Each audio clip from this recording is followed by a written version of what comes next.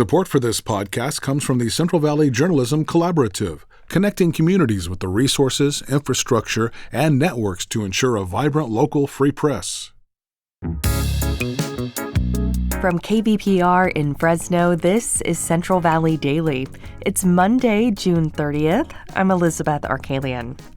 Coming up, dozens of pregnant mothers in Mariposa County drive many miles away to give birth each year. With gaps in prenatal care in their own community, they need all the help they can get. In just a moment, we'll dive into a story of the people making the pregnancy process a little easier to manage for these mothers. Support for Central Valley Daily comes from the members of KVPR. Join at $8 or more per month and access ad-free NPR podcasts through NPR Plus. Give now at kvpr.org/donate. And now to our feature story. About 150 babies are born each year in Mariposa County. But there's one thing that makes this county stand out. Most of the babies are born out of the county. And that's because the county's low on prenatal care. Now, thanks to a new law, there is a little more support for the moms who live in this maternity care desert. KVPR's Rachel Livinal visited Mariposa County to learn about how doulas are filling a critical gap in maternity services. Tanisha Bennett holds a lot of babies as a doula. But in one country home surrounded by acres of tall grasses and wildflowers, she recently found herself holding a very ripe grapefruit. I am helping out and juicing some grapefruit. The fruit had piled up on the counter of her client, Jennifer Phipps. Phipps didn't have time to eat them because she has a newborn baby. Helping me with a project that's stacking up in my life. Right? Literally stacking up on the counter. Literally, look at that beautiful pile of citrus. After that, Bennett did the dishes. I want to leave a clean kitchen. All this so Phipps could spend more time cradling her baby, Eva. Are you going to tell me a story? Tell me more. Bennett began working on a birth plan with Phipps when she was 5 months pregnant. Phipps wanted to have her baby in the nearest hospital with a maternity ward. For her, that's in Merced, a city more than 30 minutes away. And, I do not want to have a baby in the car. No, thank you. When the time came, she and her husband did make it to the hospital, and Bennett helped her through the labor process. It was a relationship that helped guide me in the situation. Now they chat about breastfeeding, baby-related research, and housework. The constant change is what Bennett likes about the job. It's always something new. It's always incredible experience, even the really challenging ones. But doula services for someone without insurance can cost anywhere from a few hundred to a few $1,000s. And Phipps says she wouldn't have a doula at all if it weren't covered by Medical. She's enrolled in the government health plan, which started covering doula services in 2023. I never would have if I had to pay for it out of pocket. I wouldn't have been able to. About a third of Mariposa County residents are on Medical. Because of that, the local Medical plan also started offering a grant last year for doulas. Jessica Finney works for the Central California Alliance for Health. The agency administers the funds for doulas. It awards up to $65,000 per grant. Bennett is using one of these grants now. She says the funding covers the extra stuff involved in working with families, like travel costs from her home in Sonora.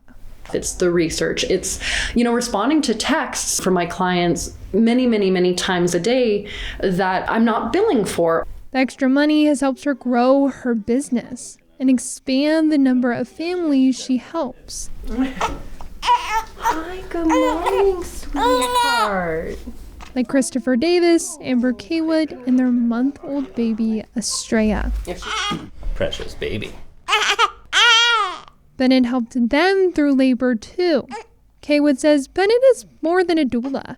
She's a lifelong friend. She was able to still give me a voice when I couldn't even, make a voice for myself. And Bennett says when moms feel supported, the world turns as it should. When babies are coming into this world in a safer and more supported way, and the families feel safe and supported and informed, it's just going to benefit everybody. Especially, she says, when the nearest delivery room is far from home. For KVPR News, I'm Rachel Livinal. And Rachel Livinal joins me now. Rachel, welcome. Hey, Liz. So first, you describe Mariposa County as a maternity care desert, but of course it's not alone in that regard. I think of Madera County, which kind of comes to mind since labor and delivery is not currently offered at its only general hospital, which has had its own issues in recent years. Lots of other areas are in similar situations. So what does research show is the effect of doulas on families and babies? Yeah, so doula services have a lot of positive outcomes. According to a recent study, doulas were shown to reduce stress in the mother throughout her pregnancy, and they've reduced the length of labor. Women also showed an increased sense of confidence and body autonomy during their labor. And when women were in labor, they were less likely to have a C-section, which increases the probability of a healthy birth with less complications for the mom and the baby. I think that with the added stress of driving far to give birth makes doulas more important in maternity care deserts like Mariposa and Madera. And to be clear, doulas aren't doctors. They're not like actually delivering babies. Moms still need nurse, midwives, or doctors for that, right? Yeah, so doulas are not midwives. They're not medical professionals. Doulas are simply people who assist a family at all stages of pregnancy. From what I saw with Tanisha, she mainly provided information or research for families on breastfeeding or other questions they had. But she also helped them set up birth plans. She eased their anxiety with traveling or being a first-time mom. And she was there to take a load off when they needed a shower or a hot meal after the birth.